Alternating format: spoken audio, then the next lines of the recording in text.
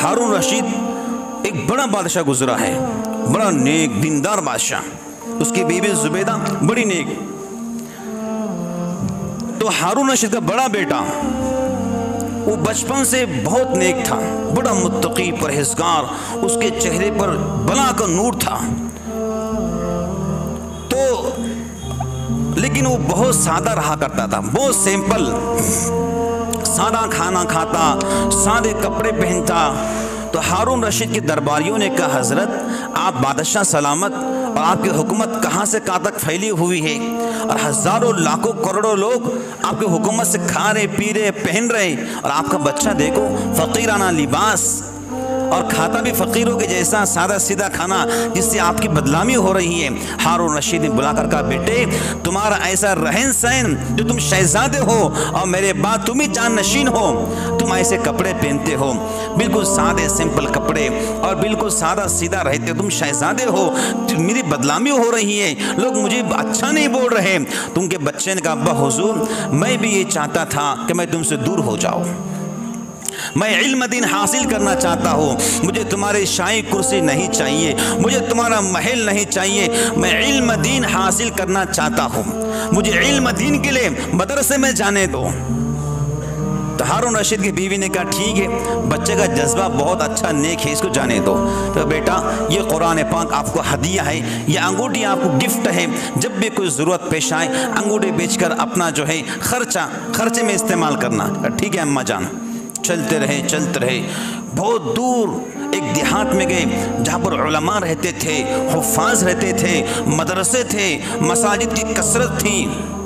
वहाँ गए और मस्जिद में दाखिल हुए तो दिल ने कहा, मस्जिद में आऊँगा एतिकाफ़ की नियत कर लूँगा, मदरसे में जाऊँगा हदीस और कुरान का इल्म हासिल करूँगा। फिर दिल ने कहा, खर्च क्या रहेगा, किससे मांगना तो नहीं अल्लाह के सिवा। फिर दिल ने कहा, हफ्ते में एक दिन मजदूरी करूँगा, जिससे 6 रोटियां आ जाएंगी, रोज़ एक रोटी खा लिया करूँगा पानी के साथ में, बस यही मेरा गुजर बसर हुआ करेगा। एक दिन करता मजदूरी, हफ्ते के अंदर इतनी मजदूरी करता कि 6 रोटियां आ जाती, एक रोटी रोज़ पानी से खाता, सालन नहीं, वक्त का शहजादा है, बाप का जानशीन है, लेकिन इल्म दीन के लिए, कुरान हदीस के लिए बाप की शाही कुर्सी को लात लगा दी। एक दिन मजदूरी हफ्ते में करता। अबू आमिर कहते हैं, मुझे घर बनाना था, मैं भी मजदूर की तलाश में गया। मैंने देखा एक बच्चा है जो कुरान पाक की तिलावत कर रहा है, चेहरा मा हाज़ा बशरा इन हाज़ा इल्ला मलकुन करीम, ये तो इंसान नहीं, ये तो कोई फरिश्ता है, बड़ा हसीन चेहरा, बड़ा नूरानी चेहरा, पुरकशिश निगाह, और कुरान की तिलावत सुरीले अंदाज में कर रहा है, डूब कर रहा है, इश्क खुदा में कुरान की तिलावत कर रहा है। मैंने सलाम किया, मैंने कहा बेटा क्या मजदूर है? उसने कहा हाँ हाँ मैं मजदूर हूँ, बोलो क्या काम करना है? अबू आमिर कहते हैं, बेटा मुझे घर बनाना है, क्या मेरे मजदूरी करोगे? उस शहजादे ने कहा, अबू आमिर मेरी 2 शर्तें मजदूरी की। पहली शर्त ये, मैं इतना पैसा लूँगा, न इससे ज़्यादा न इससे कम, और दूसरी शर्त ये है कि नमाज के वक्त में छुट्टी लूँगा और इत्मीनान से नमाज पढ़ूँगा। और इस बात को समझ लेना, मैं खाली हफ्ते में एक दिन काम करता हूँ, जिस दिन मदरसे की छुट्टी रहती है। ठीक है। अबू आमिर कहते हैं, मैंने उससे अपने घर बुलाया, घर बतलाया, उसने काम करना शुरू किया। शाम तक इतना काम किया जितना कई लोग मिलकर काम कर सकते हैं, कई लोग मिलकर काम कर सकते हैं। अबू आमिर कहते हैं, मैंने उसे मजदूरी डबल देना चाहिए और ज़्यादा देना चाहिए। उसने कहा, अबू आमिर जो शर्त तय हुई थी उसके मुताबिक काम करो, उतना ही पैसा लूँगा जितना मैंने आपसे कहा था।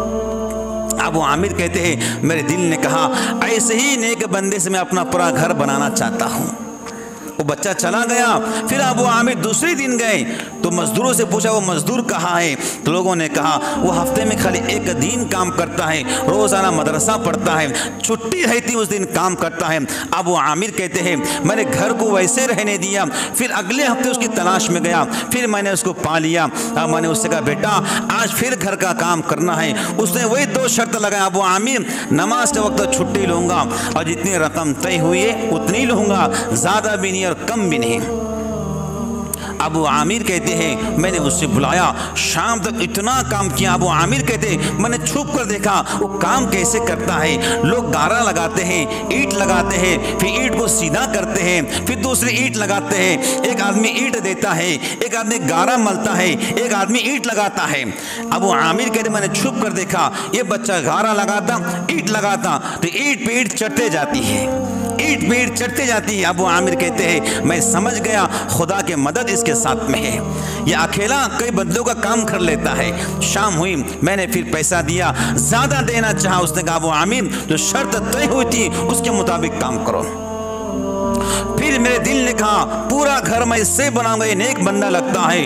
तीसरे हफ्ते मैं गया, मजदूरों से पूछा अरे भाई वो मजदूर कहाँ है? तो मजदूरों ने कहा वो बीमार है, मस्जिद के अंदर है। अब वो आमिर कहते हैं मैं उसके पास गया तो मैंने देखा वो चटाई पर लेटा हुआ था और चटाई के नीचे ईंट रखी हुई थी, जिस ईंट को उसने तकिया बनाया था।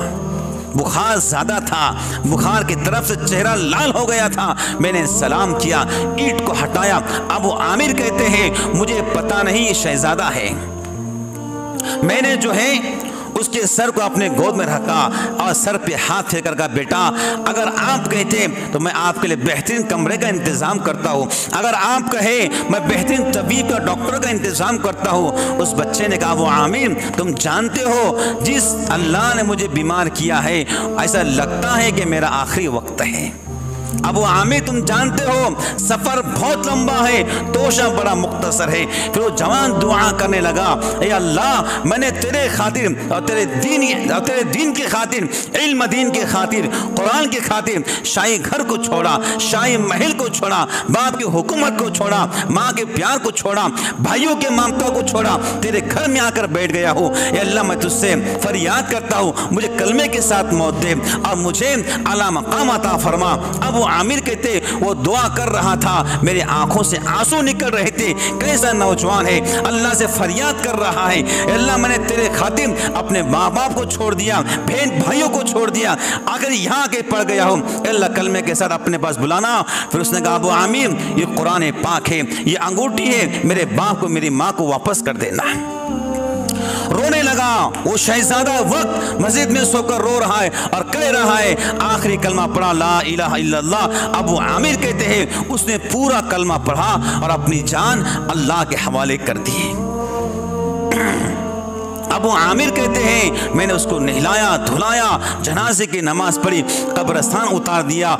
फिर मैं उस अंगूठी को लेकर और कुरान पाक को लेकर शाही महल में गया। मुझे मालूम पड़ा कि शहजादा है, कब मालूम पड़ा? मरते वक्त मालूम पड़ा। मैं उसके घर गया, हारून रशीद से मुलाकात किया, उनकी बीवी से मुलाकात की और कहा ये तुम्हारे बच्चे की अमानत है। हारून रशीद ने कहा ये कुरान पाक का वापस आना, अंगूठी का वापस आना, ऐसा लगता है कोई गमगीन खबर है। तो अबू आमिर ने कहा जी बादशाह हुजूर जो आपके शहजादा बड़ा बेटा था उसका इंतकाल हो चुका है। फिर पूरी हकीकत सुनाई। हारून रशीद ज़ारो कतार रोने लगे और कहने लगे अबू आमिर मेरा बेटा क्या करता था? अबू आमिर ने कहा हजरत आपका बेटा कुरान पाक की तालीम हासिल करता था, आपका बेटा मस्जिद में एहतिकाफ करता था, तहज्जुद की नमाज पढ़ता था, हफ्ते में एक दिन मजदूरी करता था। हारून रशीद रोकर कहने लगा जानते हो अबू आमिर वो शहजादा था, क्या तुमने उससे मजदूरी कराई? अबू आमिर ने कहा हाँ मैंने उससे मजदूरी कराई, लेकिन मुझे नहीं पता वो आपका बेटा है, मैं उसे आम मजदूर समझता था। हारून रशीद ज़ालो कदर रोकर कहने लगा ओ मेरा बेटा तू अक्लमंद था, तू अल्लाह के पास पहुंच गया, तेरा बूढ़ा बाप अक्लमंदी में तुझसे पीछे रह गया। अबू आमिर कहते हैं मैंने कुरान पाक के हवाले कर दिया, अंगूठी को हवाले कर दिया। मैं अपने घर आया, शाम को सोया तो ख्वाब में वो नौजवान आया जो नूर के कुब्बों पर बैठा हुआ था, चेहरा चमकीली हसीन चेहरा, लब पर मुस्कुराहट, आंखों में भला की रोशनी, चेहरे पर गजब का नूर, नूर का कुब्बा उस पर बैठा हुआ था, नूर फैलते जा रहा। उसने कहा अबू आमिर अल्लाह तुम्हें जज़ाए खैर दे, तुमने मेरा पैगाम बाप तक माँ तक पहुँचा दिया है। अबू आमिर ने कहा ए जवान सुना तेरे साथ क्या गुजरा है? उस जवान ने कहा अबू आमिर मेरा इंतकाल हुआ, तुमने दफन किया, अल्लाह के हुजूर पेशवा अल्लाह ने कहा बेटे हम तुझसे राजी हो चुके हैं और जन्नत का फैसला हमने तेरे हक में कर दिया है। जो भी हमारे दीन के खातिम, जो भी कुरान के खातिम, हमारे नबी की इल्म के खातिम अपने घर को छोड़ेगा, हम उसके साथ में यही फैसला करेंगे जो फैसला हमने तेरे साथ में किया।